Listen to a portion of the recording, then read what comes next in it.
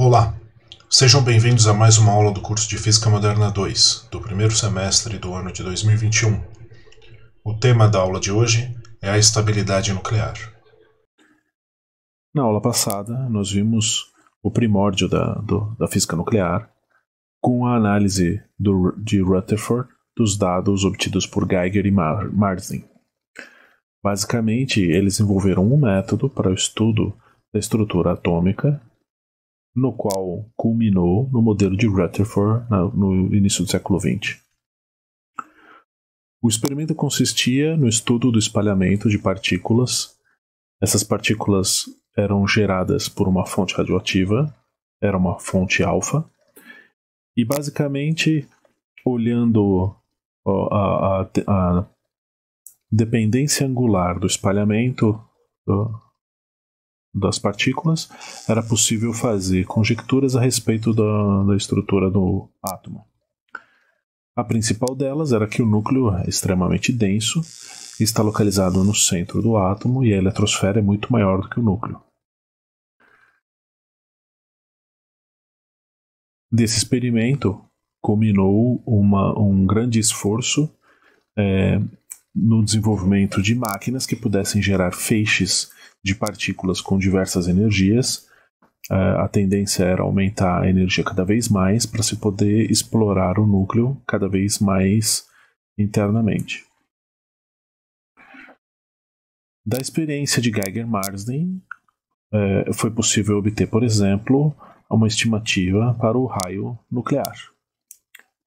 Como o experimento era limitado em energia da fonte radioativa, esse experimento foi repetido várias vezes posteriormente, usando acelerador de partícula com energia cada vez maior, para se poder medir o raio nuclear de elementos cada vez mais pesados.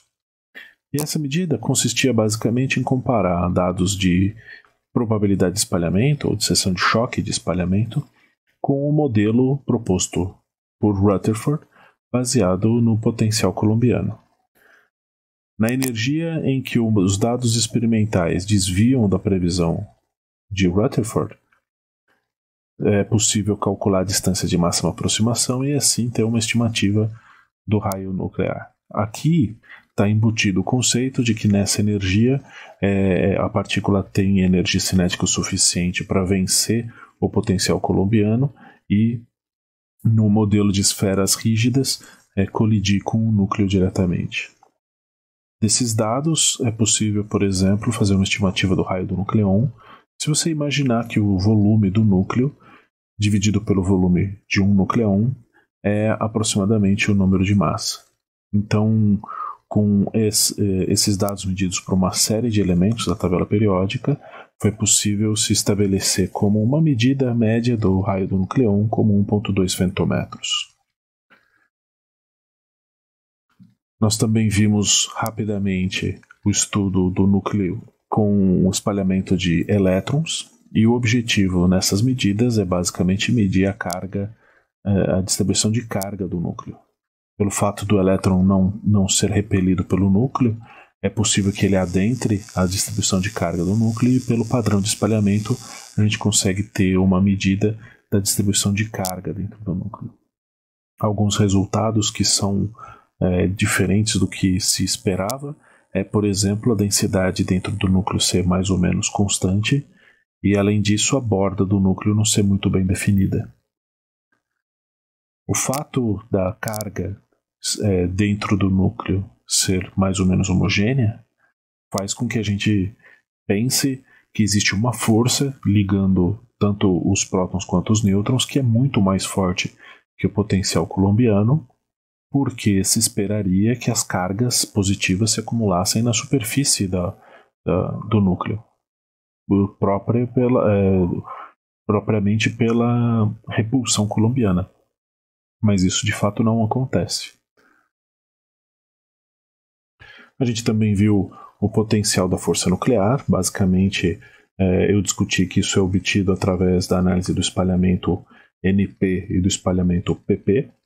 Da mesma forma, basicamente, como foi feito com os experimentos de Geiger-Marsden e do espalhamento de elétrons. E o que se obtém é que o potencial de interação é basicamente um poço finito, com profundidade de aproximadamente 40 MeVs, e que no caso do espalhamento PP, o potencial tem uma espécie de protuberância nessa região aqui, que é proveniente do potencial coulombiano repulsivo entre os dois prótons. Basicamente, a formação do núcleo se dá pelo aprisionamento de partículas nesse potencial aprisionador. Tem esse poço que vai gerar um sistema ligado e vai propiciar a formação do núcleo. A questão é que a gente tem que manter sempre em mente que o nêutron vai enxergar um potencial que tem um formato e o próton vai enxergar um potencial que tem outro formato. O nêutron vai enxergar um potencial que é um poço finito, um pouquinho mais profundo. O próton vai enxergar um potencial um pouquinho mais raso, no entanto, com esse obstáculo aqui dado pelo potencial coulombiano. E nós terminamos a aula passada, basicamente vendo a equação do modelo da gota líquida, que é essa equação que está mostrada no slide. É um modelo semi-empírico, isso significa que tem alguns conteúdos teóricos e alguns conteúdos experimentais nesse modelo, né? E basicamente o que ele se propõe é tentar explicar a ligação, a energia de ligação dos núcleos atômicos. Então ele é constituído de vários termos. O primeiro é um termo volumétrico, e o fato de ser um termo linearmente dependente do número atômico, do número de massa, aliás, que é grosso modo dependente do volume do núcleo, diz que a força nuclear ela é de curto alcance. Então cada nucleon consegue interagir e formar um potencial ligante com seus vizinhos, mas não numa distância, apenas com seus vizinhos imediatos, né? Não com os mais próximos dentro do núcleo. Então, depois tem uma correção que subtrai um valor proporcional ao número de massa elevado a 2/3, que é relacionada com a área da superfície do núcleo. Então, você basicamente está descontando o fato de que os nucleons que estão na superfície interagem apenas com os nucleons que estão internos ao núcleo e não tem ninguém fora para ele interagir, então ele contribui menos com a energia de ligação. O terceiro termo é um termo relacionado à energia potencial eletrostática. O quarto termo é um termo relacionado ao princípio da exclusão, e o quinto termo é um termo de pareamento. Então, na aula de hoje, nós vamos ver mais sobre o modelo da gota líquida, nós vamos articular esse modelo e vamos ver sobre a estabilidade nuclear, vamos estudar um pouco da carta de nuclídeos e vamos ver um pouco sobre a meia-vida nuclear. E, por final, vamos estudar os decaimentos radioativos. Um fato que é importante a gente verificar é que a massa nuclear ela é menor do que a soma das massas dos seus constituintes.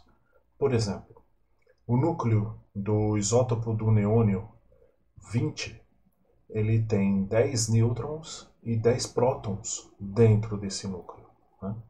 No entanto, esses constituintes, quando têm as suas massas somadas, elas resulta em um pouco mais de 20 Daltons. Dalton é uma unidade de massa nuclear. Pode ser convertida para quilograma ou para MeV diretamente. Enquanto que o núcleo do átomo do neônio 20 tem um pouco menos de 19 Daltons. E por que isso acontece? Porque parte da massa dos constituintes é consumida em forma de energia de ligação, né? Então, a gente tem aqui no slide duas formas de se calcular a energia de ligação. Uma delas é pela subtração direta da massa dos constituintes do núcleo, subtraindo a massa do núcleo, né? Então, a diferença é a energia de ligação.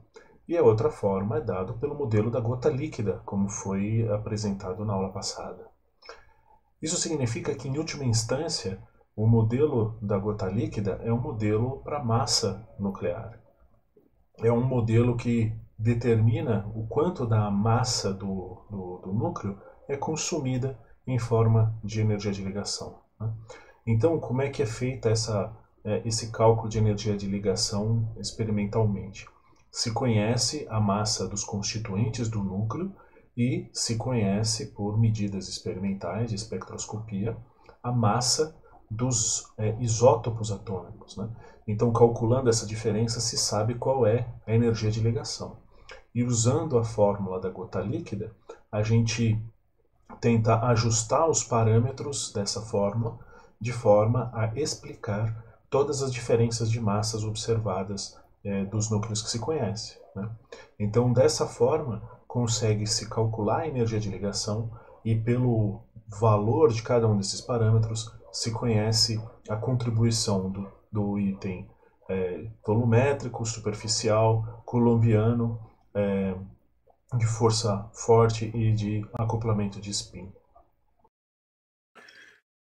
Se a gente observar a energia de ligação calculada de qualquer uma dessas duas maneiras, é útil a gente calcular qual é a energia média por nucleon para cada núcleo. Então, basicamente, é calcular qual é a energia de ligação e dividir pelo número de nucleons que tem em cada núcleo.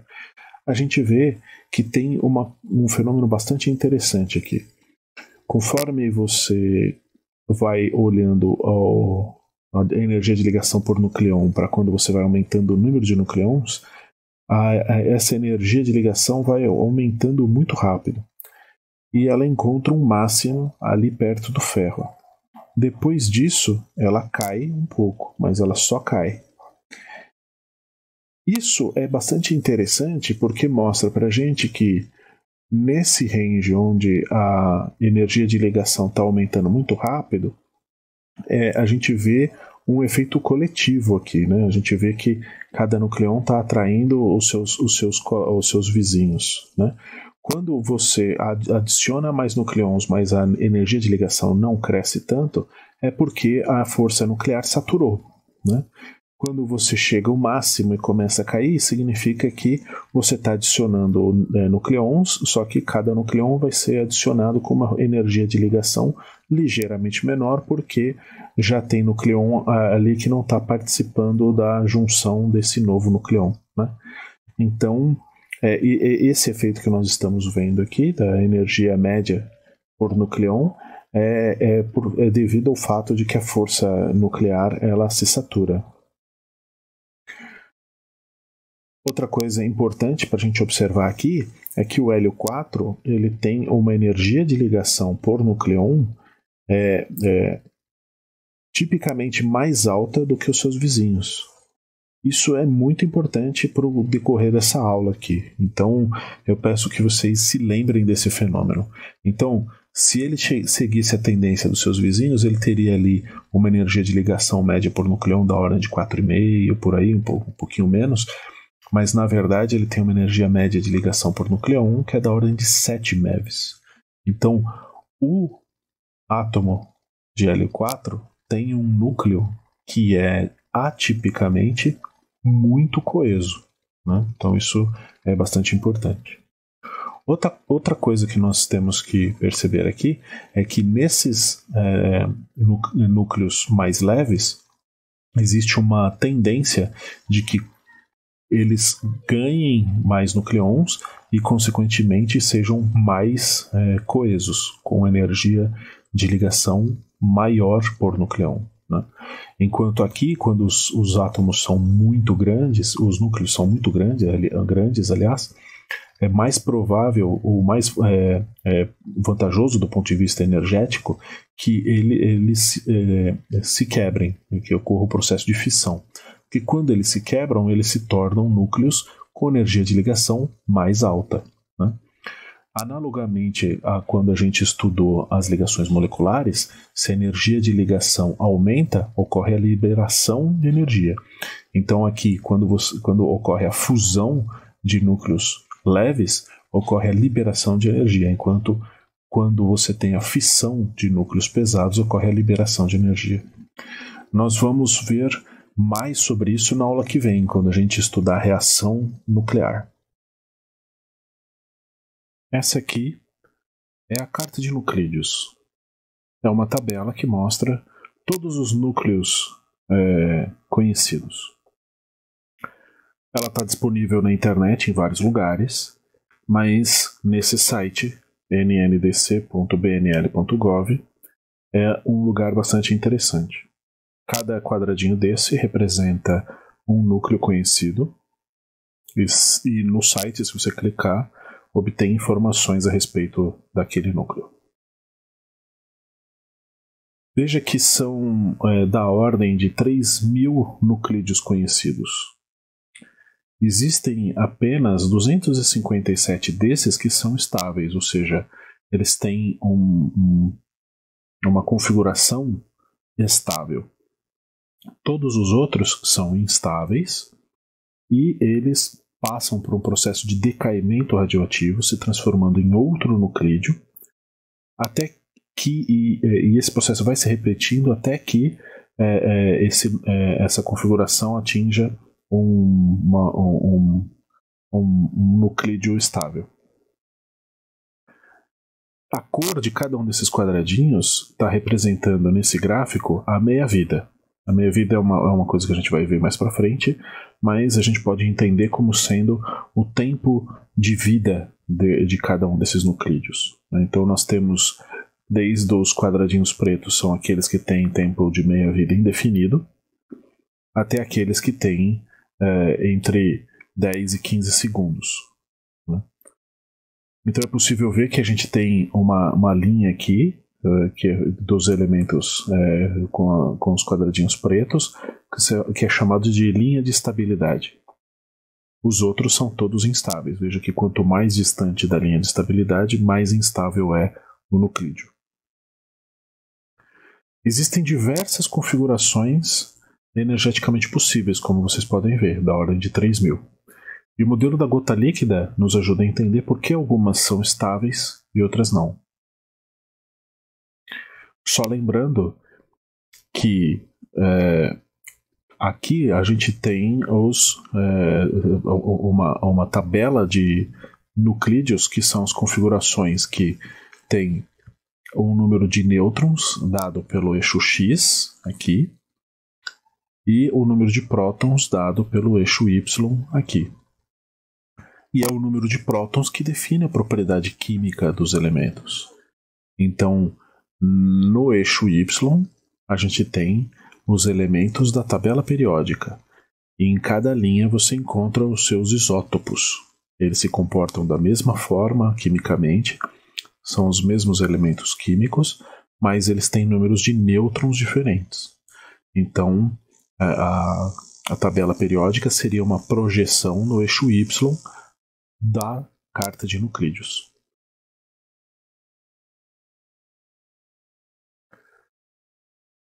Todos aqueles núcleos que não são estáveis, eles, como eu disse, eles sofrem o processo de decaimento radioativo, e o estudo dos decaimentos radioativos foi o que deu o Prêmio Nobel de Química para o Ernest Rutherford em 1908.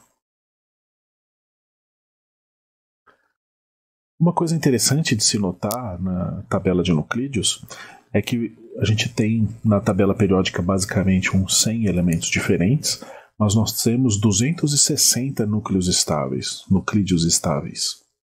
Isso significa uma média de aproximadamente 2,6 isótopos estáveis por elemento da tabela periódica. Então cada elemento da tabela periódica deveria ter 2 ou 3 isótopos, basicamente. Mas não é isso que acontece. O que a gente percebe é que tem alguns elementos que têm muitos isótopos. E são os elementos que têm o número atômico 20, 28, 50 e 82. Por exemplo, o elemento com o número atômico Z igual a 50, é o estanho, possui 10 configurações estáveis para o seu núcleo. Então são 10 isótopos de estanho. Então esses números oferecem configurações estáveis mais facilmente do que os outros. O mesmo acontece para números de nêutrons iguais a 20, 28, 50 e 82. O mesmo número. só que agora com o número de nêutrons. Então, são isótonos que têm os mesmos números de nêutrons, variando o número de prótons. Então, esses também são números que oferecem configurações estáveis mais facilmente do que as outras. Na verdade, esse número 20, 28, esses números 20, 28, 50, 82, também junto com o 2, o 8 e o 126, são os conhecidos números mágicos. Eles formam os conhecidos como núcleos mágicos. E eles oferecem configurações particularmente estáveis, refletindo uma estrutura de camadas interna. A gente vai resvalar um pouquinho mais nesse assunto no final. Mas uma coisa que a gente tem que particularmente pode chamar a nossa atenção é por que a tabela de Euclides tem essa curvatura, né? Por que a tabela de Euclides ela apresenta uma tendência a ter mais nêutrons do que prótons? Essa linha azul que eu desenhei aqui, ela corresponde à linha Z igual a menos Z. A é o número de massa, Z é o número número atômico, o número de prótons. Então, A menos Z é igual ao número de nêutrons. Essa linha azul representa o número, os elementos Z igual a N, né? O número de prótons igual ao número de nêutrons.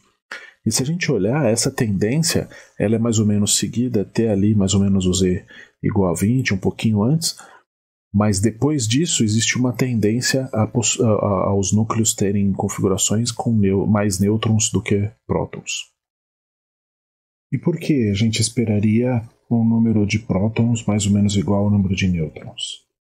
Bom, se a gente pensar no núcleo como sendo um poço quadrado finito com os seus estados quânticos populados pelos nêutrons e pelos prótons, que são férmions, portanto, cada estado quântico pode ser ocupado com um nucleon com spin para cima e um nucleon com spin para baixo.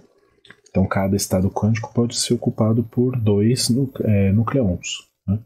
Então, vamos imaginar um núcleo que fosse composto totalmente por nêutrons, por exemplo. Né?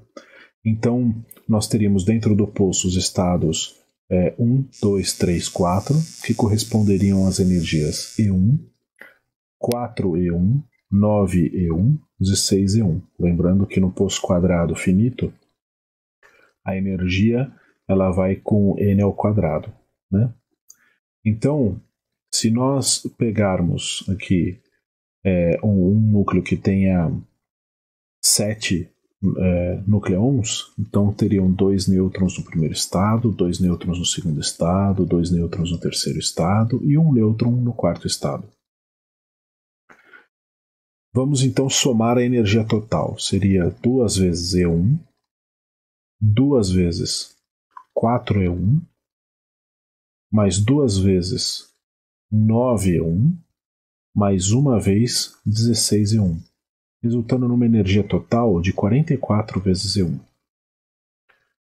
Por outro lado, se nós dividirmos mais ou menos o número de nêutrons com o número de prótons, claro que aqui é 7, não vai dar para dividir exatamente igual, mas vamos imaginar que nós temos 4 nêutrons e 3 prótons, né? Um número mais ou menos equilibrado entre nêutrons e prótons. Então nós temos 2 nêutrons no primeiro estado, 2 nêutrons no segundo estado, 2 prótons no primeiro estado e 1 próton no segundo estado. Se nós somarmos a energia mecânica total, nós teremos 4 vezes E1 mais 3 vezes 4 vezes E1, resultando 16 E1 como sendo energia total. Então, a configuração de partilhar aqui o número de prótons e nêutrons mais ou menos igual é o que configura a menor energia total. Então, qualquer desequilíbrio faz com que tenha uma maior energia total do que a configuração com os dois, com um número igual de nêutrons e de prótons. Mas por que isso de fato não acontece?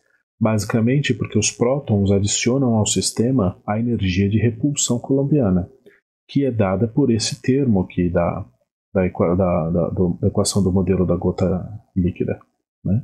Então, quanto maior for o número de prótons, olha só que esse termo aqui, ele depende do número de prótons vezes A elevado a menos 1/3. Né?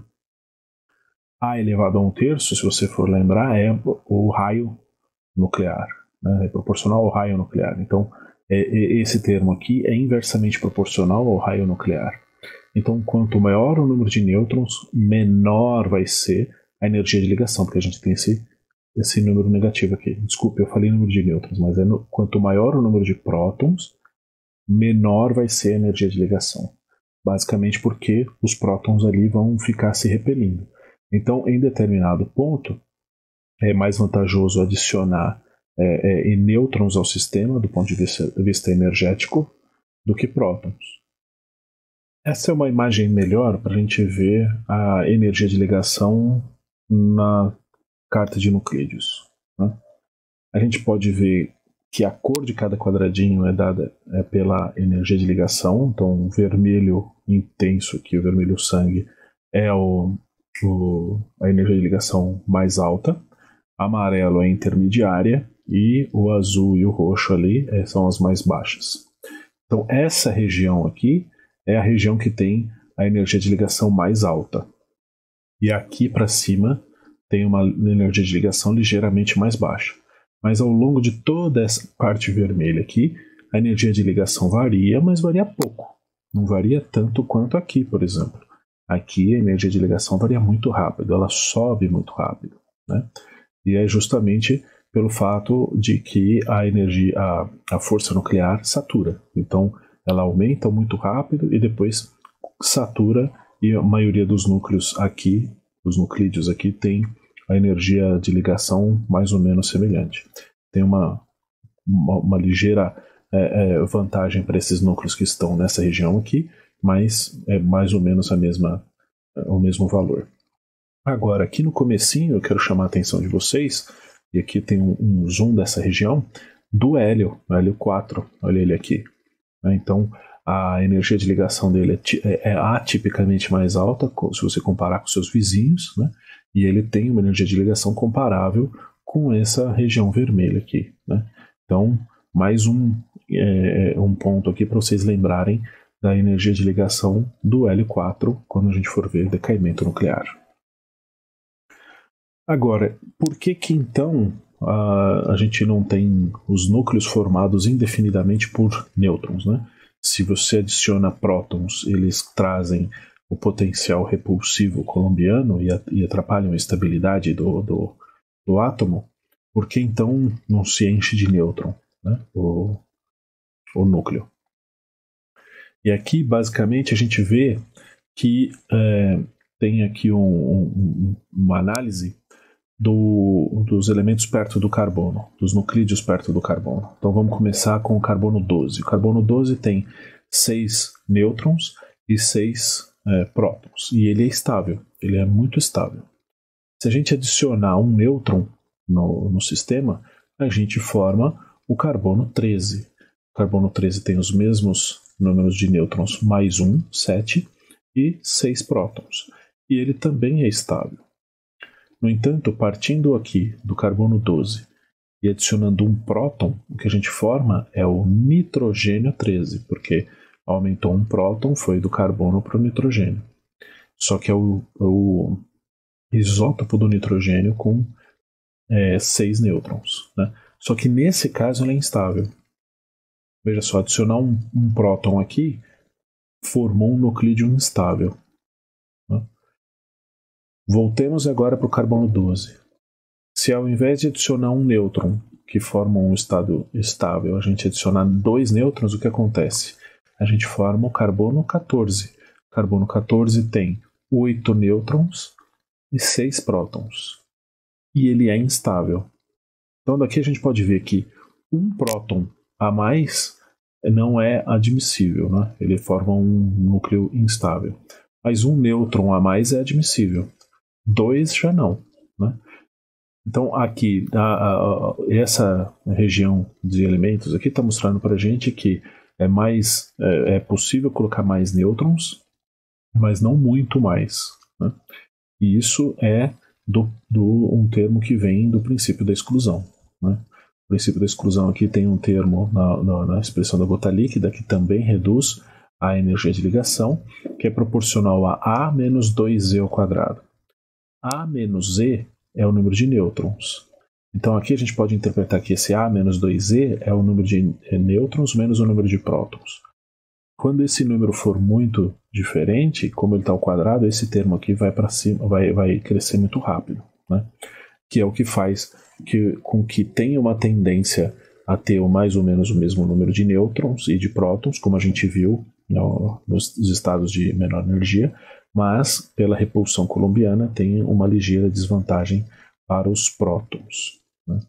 A mesma coisa a gente observa a partir do nitrogênio 14. Se você adiciona um nêutron, ele forma o nitrogênio 15, que também é estável, o 14 e o 15 são estáveis, mas se você adicionar um próton, você forma o oxigênio 15, e esse é instável, né?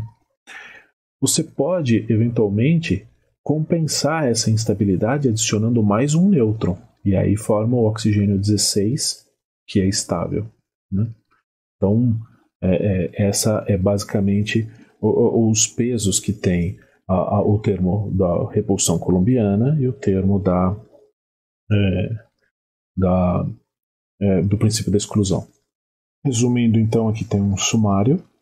Nessa região do carbono, então, um próton a mais só favorece a instabilidade, enquanto um nêutron a mais é admissível, mais 2 já provoca um desequilíbrio na energia de ligação. Bom, nós vimos até aqui como o modelo da gota líquida nos ajuda a entender a estabilidade e a instabilidade dos nuclídeos, né? A gente conseguiu entender mais ou menos qual deve ser o equilíbrio para que um nuclídeo seja estável. Agora o que nós vamos estudar é o processo que ocorre com os nuclídeos instáveis para tentar se tornar um nuclídeo estável. Esse é o processo de decaimento radioativo, né? Especificamente, nós vamos estudar o processo pelas suas características e como ele pode trazer informações sobre a estrutura interna dos núcleos.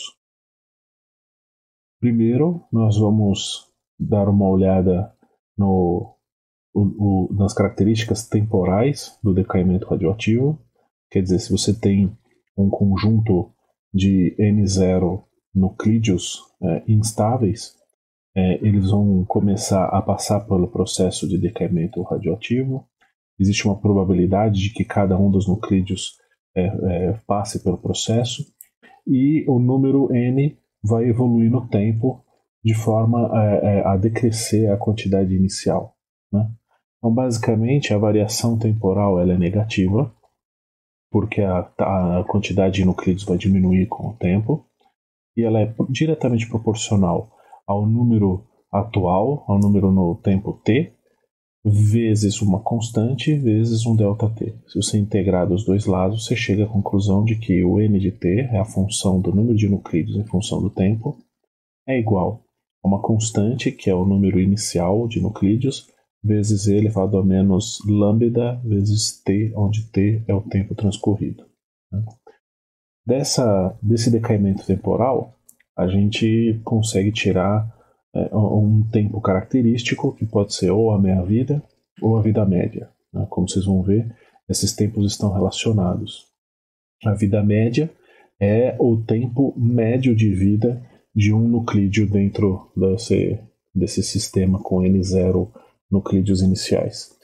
E a meia-vida é o tempo que leva para que a quantidade inicial caia pela metade. Então, para calcular a vida média, a gente precisa calcular qual é a probabilidade de ocorrência de uma transição. Essa probabilidade de ocorrência ela é dada por menos dn dt sobre n.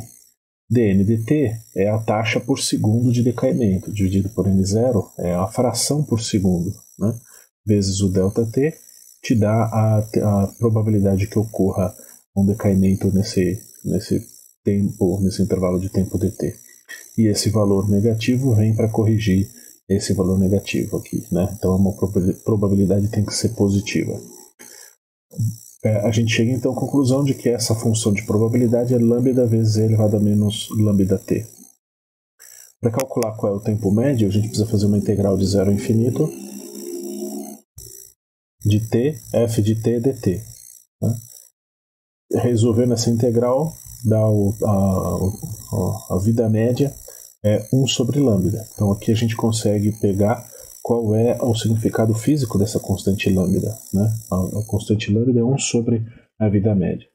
Já o tempo necessário para que a quantidade de nucleídeos caia pela metade, a gente pode obter igualando essa expressão aqui a n0 sobre 2, e a gente obtém que a meia-vida é 0,693 vezes a vida média. Então aqui a gente vê que os dois valores estão relacionados por uma constante, né? E os dois basicamente têm um tempo, tem um significado de dar uma noção de tempo transcorrido para uma determinada queda. Uma vai analisar a queda pela metade, o outro vai analisar a queda de 1 sobre o número de Euler, mas ambos podem descrever, por exemplo, quão estável ou instável é um núcleo radioativo. Né? Então, quanto mais instável ele for, menor é a vida média ou a meia-vida. Esse é um conceito que vocês devem ser familiares pelo conceito da datação por carbono 14, né? Medindo a razão entre carbono 14 e carbono 12. É possível estimar a idade de materiais orgânicos ou carbonáceos em até 60 mil anos. Isso porque a meia-vida do carbono 14 é de 5.730 anos. Né? Na verdade, a conta é um pouco mais complicada do que aquelas expressões que eu mostrei no slide anterior, pelo fato de que existem variações tanto ambientais quanto de eventos atmosféricos, né, que fazem necessária a realização de uma curva de calibração. Né? Então se mede a fração de carbono 14 para carbono 12 de amostras em datas conhecidas, dados os ambientes onde elas foram encontradas, né? Então, quando você faz uma medida de uma amostra desconhecida, você tem lá uma razão de carbono 14 para carbono 12, e quando você projeta nessa curva de calibração, você encontra um intervalo de tempo de calendário correspondente. Né? Claro que você pode chegar numa situação onde a sua medida com a incerteza rebatida pela calibração dá um intervalo muito grande, onde você tem uma ambiguidade muito grande aqui de que ano é aquela determinada amostra, ou então você, pela sua incerteza, você projetando na curva de calibração pode pegar vários intervalos e a sua ambiguidade agora é com relação a diversos intervalos de tempo, ou você pode ter a sorte de fazer uma medida e aí você tem um intervalo de tempo unívoco, de tempo de calendário, e ele é bem estreito e definido. Né? Então, isso aqui é só para dizer que essa datação por carbono 14 ela não é tão trivial quanto o que eu mostrei no slide anterior.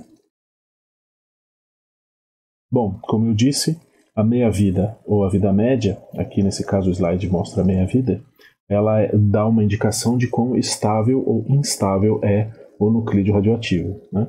Então, como a gente já discutiu nos slides anteriores, esses quadradinhos pretos aqui escuros, eles representam os núcleos que são estáveis. E afastando-se dessa região, você tem os núcleos ficando cada vez mais instáveis.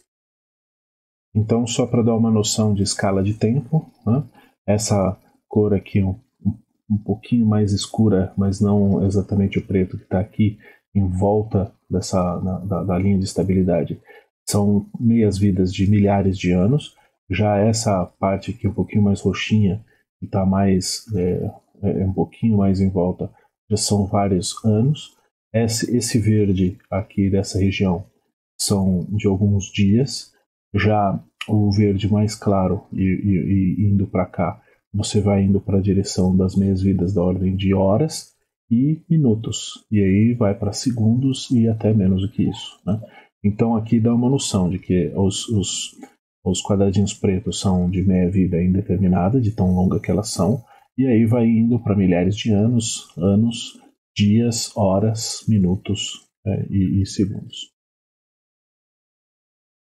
Muito bem. Então, eu tenho falado até agora a respeito dos decaimentos radioativos, mas, afinal, o que são esses processos? Né?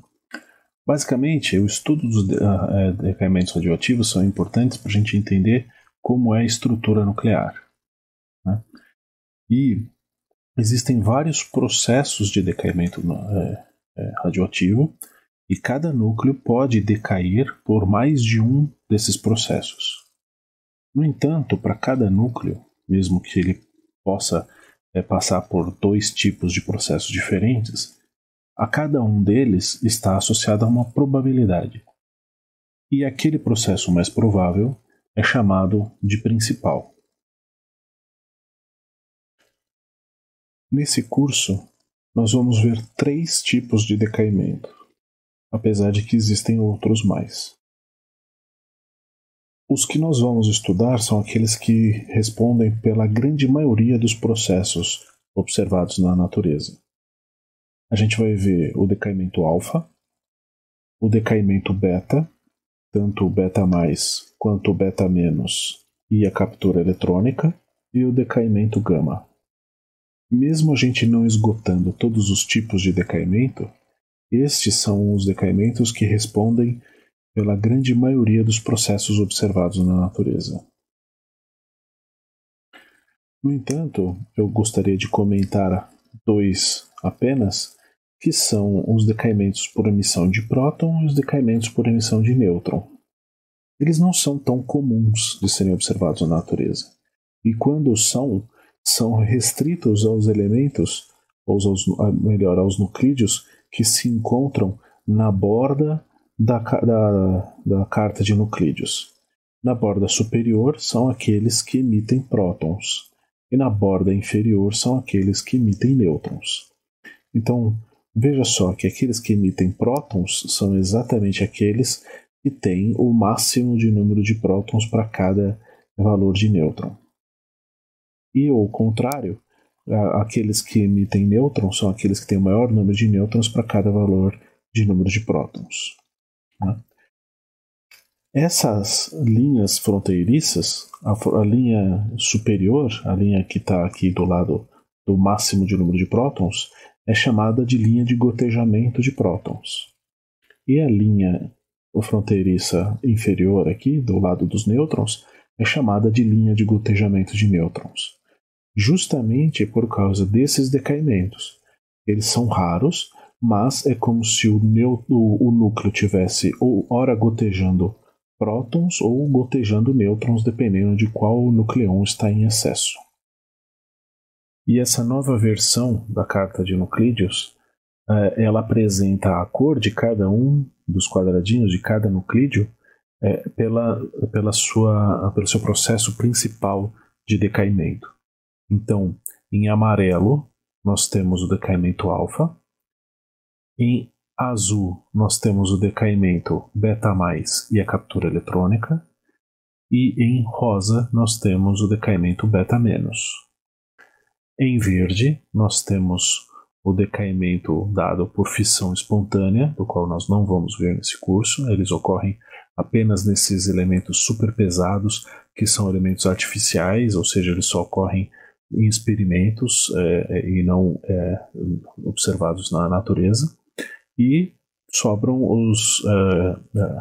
os emissores de nêutrons, emissores de próton. Então vamos começar pelo decaimento alfa, que cujos elementos em amarelo aqui tem o decaimento alfa como modo principal de decaimento.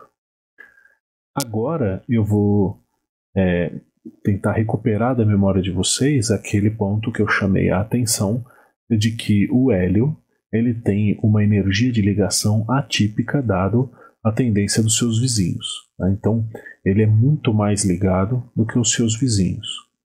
Então, isso pode dar uma indicação de que, eventualmente, dentro dos núcleos, os nucleons se agrupam em clusters de partículas alfa. E desse fato da partícula alfa ter essa energia de ligação tão mais alta que seus vizinhos, é que decorre o fato de que o decaimento alfa é muito mais frequente do que a emissão de próton ou a emissão de nêutron. Né?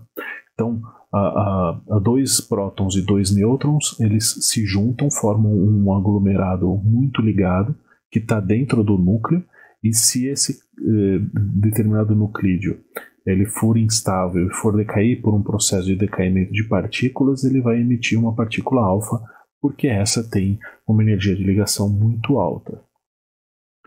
Além disso, a gente consegue relacionar a energia com que essa partícula alfa é emitida com a meia-vida do processo. Né? Então, quanto maior for a energia da partícula alfa emitida, menor é a meia-vida. Então, olha aqui, tem elementos que têm a energia cinética da partícula alfa de 9 MeVs, e aí eles têm tempo de meia-vida da ordem de 10 a menos 8 segundos, alguma coisa assim. Né? Então, com isso, a gente pode tentar entender qual é o processo que está relacionado ao decaimento alfa. Né? Então, se a gente imaginar que os nucleons estão aglomerados em uma partícula alfa e ela está aprisionada dentro do potencial nuclear, como está aqui na figura, a gente pode imaginar que existe uma probabilidade de que a partícula alfa, estando num estado mais alto, não nos estados fundamentais aqui, ela tenha uma probabilidade não nula de atravessar o potencial por um tunelamento. E quanto maior for essa energia, maior é a probabilidade de tunelamento, porque menor é essa barreira aqui. Né? Então, aqui as partículas alfa estão aprisionadas, mas aqui as partículas alfas estão livres. Né? Então, existe uma probabilidade de decaimento, de tunelamento através dessa barreira, e quanto maior for essa energia, maior vai ser a probabilidade de tunelamento, portanto, menor vai ser a meia-vida, porque vai estar associada com um núcleo mais instável. Vamos então agora ver o decaimento beta-. O decaimento beta- ocorre para esses nuclídeos que estão demarcados em rosa. O decaimento beta- é um decaimento onde o núcleo emite um elétron. E esse decaimento está relacionado ao decaimento do nêutron, que eu já havia mencionado na aula passada. Então, o nêutron ele tem uma meia-vida de 10,8 minutos quando está livre, mas ele também pode decair quando está aprisionado no núcleo. Né? Então, o que acontece é que o nêutron decai num próton mais um elétron que é emitido no processo. Como a massa do nêutron é ligeiramente maior do que a massa do próton, a energia cinética com que o elétron sai é a diferença em energia da massa das duas, tanto do nêutron com o próton. Né? Essa diferença de massa é de 0,78 MeVs e o elétron sai com essa energia. Ou melhor dizendo, ele deveria sair com essa energia. O Chadwick, que foi o físico que descobriu o nêutron, quando ele estava trabalhando no seu doutorado, orientado por Geiger, ele fez um experimento onde ele mediu o espectro do elétron emitido num decaimento beta-. E o que ele observou é que ele mediu um espectro contínuo de energia ao invés de um espectro discreto em 0,78 MeVs. E isso permaneceu como um problema da física nuclear durante muito tempo, até que Enrico Fermi, em 1933, desenvolveu um modelo onde o que ele atribuía a diferença de energia entre a energia do elétron medido e a energia esperada é que nesse decaimento do nêutron para um próton são emitidas duas partículas na realidade. Uma é o elétron e outra é o neutrino. e essas duas partículas elas dividem esses 0,78 MeVs a depender de qual é o ângulo de emissão de cada uma delas. E que naqueles experimentos que eram feitos até então, o neutrino não era observado. Claro que a medida do neutrino demorou outros dezenas de anos para ocorrer, mas esse foi um ponto extremamente importante da física nuclear, porque a gente pode mais ou menos determinar como um começo de física de partículas, né? Busca por novas partículas e explicação de por que elas existem. Então agora vamos para o decaimento beta+, e também a captura eletrônica, que são esses elementos que estão em azul. No decaimento beta+, o que acontece agora é o decaimento do próton. O próton decai num nêutron e emite um pósitron. E nesse processo é emitido um neutrino. No decaimento do nêutron, o nêutron decai num próton, emite um elétron e um antineutrino. Aqui, nesse decaimento, o próton decai num nêutron, emitindo um pósitron e um neutrino. Por que no decaimento do nêutron é emitido um antineutrino e no decaimento do próton é emitido um neutrino? Se a gente for ver aqui, o pósitron ele é o antielétron, né? Então, para manter a simetria, o elétron é a partícula e emite o antineutrino. E o pósitron, que é o antielétron, ele é emitido junto com um neutrino, né? Acontece que o próton ele não pode decair num nêutron quando ele está livre, porque a energia de repouso, a massa do próton, ela é menor do que a massa do nêutron, né? Então, do ponto de vista da conservação de energia, esse decaimento não é possível. No entanto, quando o próton está preso dentro do núcleo, pela energia de ligação do núcleo, é que pode ocorrer o decaimento do próton em um nêutron. Já o processo de captura eletrônica ele é parecido com o decaimento beta+, porque também nesse caso um próton se transforma num nêutron. Mas aqui isso acontece quando um próton ele absorve um elétron da eletrosfera do átomo, né? Para que isso aconteça, basta que a energia, ou melhor, a massa do núcleo, desse nuclídeo, seja maior do que a massa do seu nuclídeo com Z-1, N mais 1, né, depois da conversão, né? Quando essa diferença de massa entre esses dois nuclídeos é maior do que 2 vezes a massa de repouso do elétron, então o que acaba acontecendo é que naquele elemento o processo beta+ e beta- eles vão competir.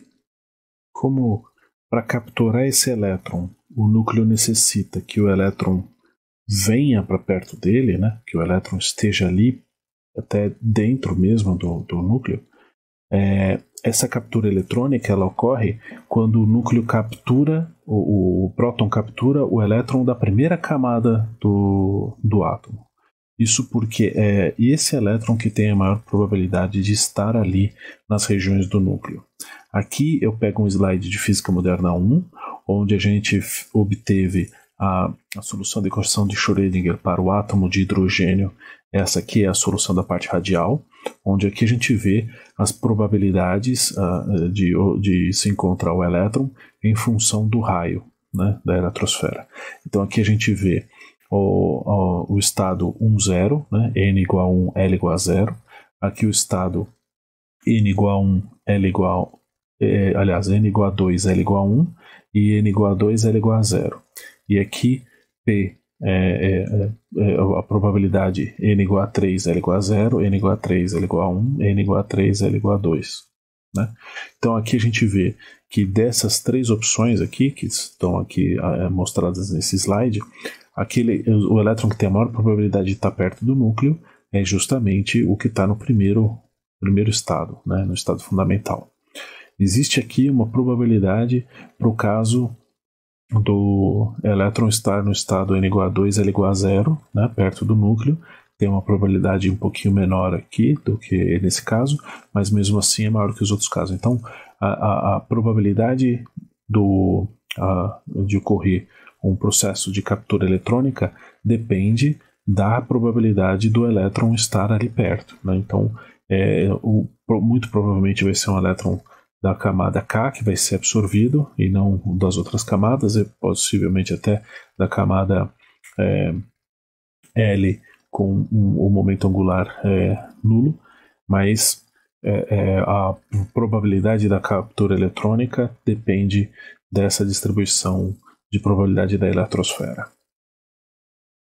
Então, aqui tem um esquema do que acontece na tabela, na carta de nuclídeos, quando ocorre um decaimento. Se você tem um nuclídeo com número atômico Z, número de massa A, então se ele sofre um decaimento alfa, então ele se desloca aqui 2 casinhas para baixo, 2 casinhas para a esquerda, né? E aí ele vai para uma posição Z-2, A-2.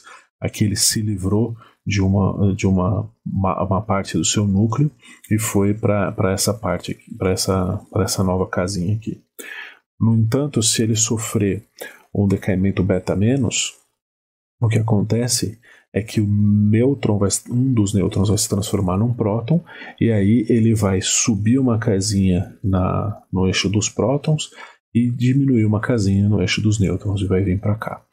E se ele sofrer um decaimento beta+, ou uma captura eletrônica, ele vai transformar um dos seus prótons em nêutron e vai vir para cá, né? Então o que acontece é que os decaimentos radioativos ocorrem em sequência até que o núcleo encontre uma configuração estável. Então aqui eu mostro um esquema dos decaimentos em sequência do tório 232. Ele primeiro decai uma vez em alfa, depois 2 vezes em beta-, depois 4 vezes seguidas em alfa, e aí ele decai em um beta-, que não está mostrado aqui por falta de espaço, e quando ele chega no bismuto 212, ele tem duas possibilidades, né? Ou ele decai por um alfa e depois por um beta-, ou ele decai por um beta- e depois por um alfa, né? Seja qual for a rota, ele acaba no chumbo 208, que é um núcleo estável, né? Então é isso que acontece quando você tem um nuclídeo instável. Ocorre uma sequência de decaimentos até se obter um núcleo estável. Então, aqui tem as meias-vidas do processo, e no caso do decaimento do bismuto, tem a probabilidade de decaimento beta-, que é 64%, e do decaimento alfa, que é 35%. E aí você pode até me perguntar, professor, e o decaimento gama, que você comentou no slide anterior? O decaimento gama é análogo à emissão de fótons por transições na eletrosfera, né? Então, os nucleons estão aprisionados no potencial, que a gente pode aproximar por um poço quadrado finito, né? Esses nucleons podem até estar em estados excitados, e quando eles decaem para um estado mais fundamental, para um estado inferior, a diferença de energia é emitida com pelo meio da emissão de um fóton, né? Eles são a melhor ferramenta que a gente tem para estudar a estrutura nuclear, porque analisando a energia dos fótons emitidos, a gente consegue medir a diferença de energia entre os estados, né?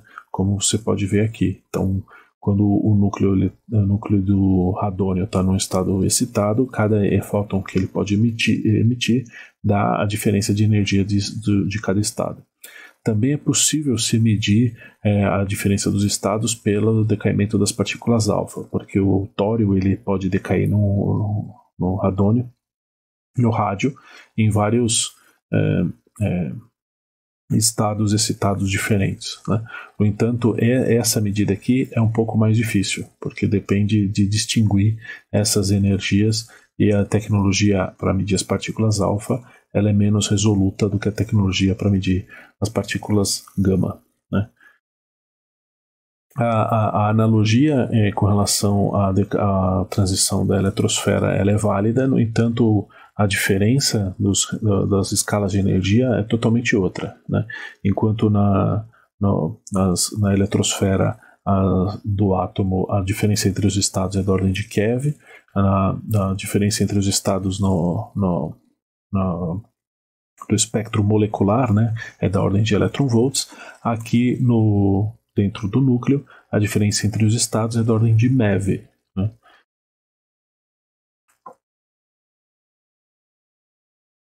Então, aqui chegamos ao final da aula de hoje. Nós articulamos o modelo da gota líquida, nós tentamos estabelecer uma explicação para a estabilidade nuclear olhando aos termos do modelo da gota líquida para a energia de ligação dos nuclídeos.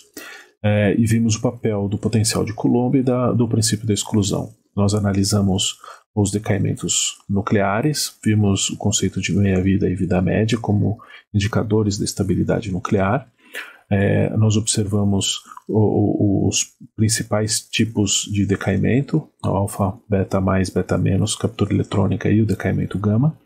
E também vimos que os decaimentos ocorrem em cadeia na busca de um núcleo estável. Na próxima aula, nós vamos ver reações nucleares de fusão e de fissão.